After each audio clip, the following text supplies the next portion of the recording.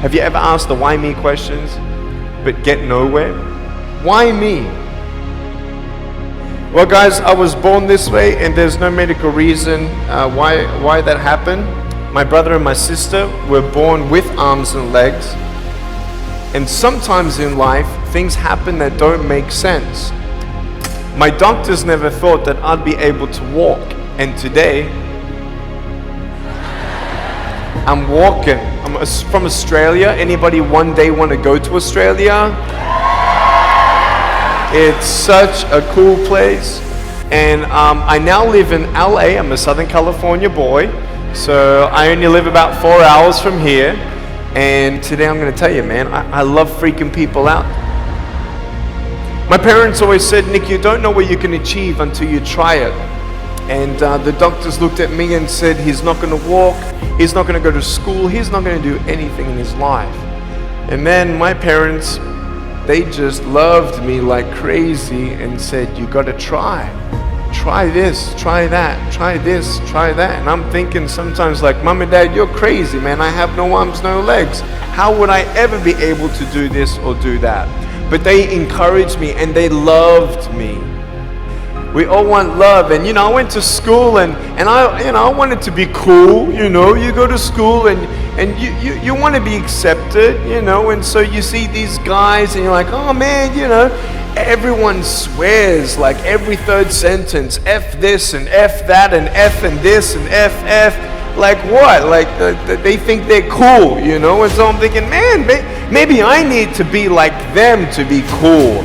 And then you compare each other with how we look, and I wish I was smarter, I wish I was taller, I wish I was shorter, I wish I was more popular, I wish I did this, I wish I didn't have that.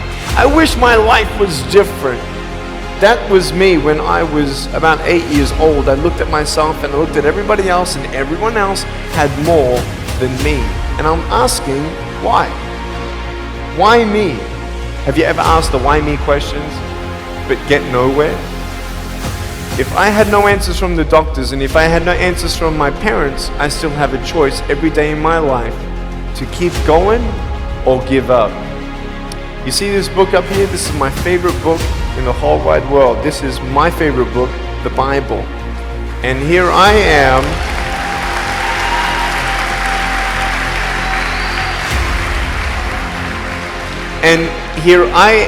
And for me, that's my full potential in all that I can be here on earth. And so encouragement takes me closer to all that I can be, and discouragement takes me away.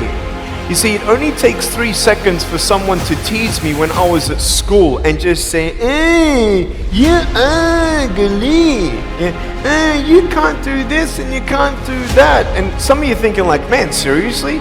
You had kids picking on you? Like, how heartless are those kids? Picking on me with no limbs? Like, you would probably say, well, I'm not that bad. I wouldn't pick on a kid with no limbs. But why would you pick on anyone? Well, because it's fun, it's just culture.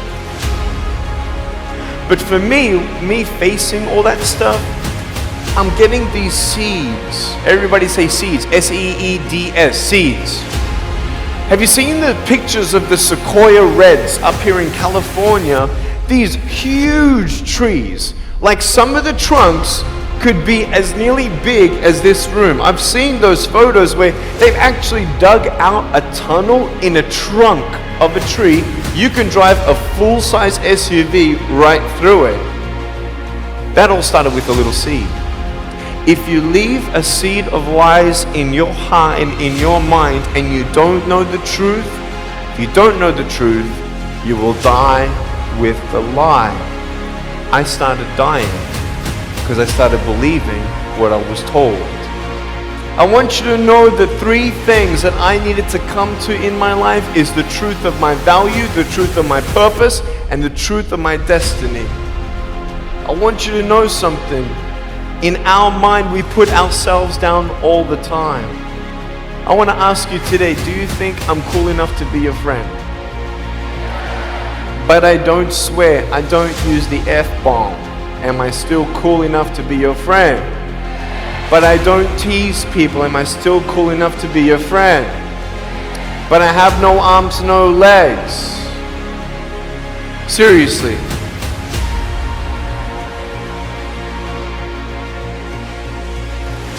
You would be my friend even though I have no arms, no legs. So you're telling me it actually doesn't matter, right? If it actually doesn't matter for how we look, then why do we tease each other for how we look if it actually doesn't matter? The janitor in my high school inspired me to be a speaker. He changed my life. He said, you should be a speaker. You know what I said? You're crazy. He said, no, really, you need to be a speaker. I said, stop it, man. 4 months later, he twisted my arm, and I said, yes. I spoke in front of 10 people, then another 10, then another 10, then I found myself in front of 300 sophomore students. And 3 minutes into my speech, half the girls were crying, and one girl in the middle of the room started weeping, and she put up her hand and she said, I'm so sorry, can I come up there and give you a hug? And in front of everybody, she came up and she hugged me and she cried on my shoulder and she whispered in this ear, thank you, thank you, thank you. No one's ever told me that they love me. No one's ever told me that I'm beautiful the way that I am. It was because my parents told me that I was beautiful that I'm still here. Some of you don't have those parents, and that's why I'm here. I love you and you're beautiful just the way you are. Never ever give up.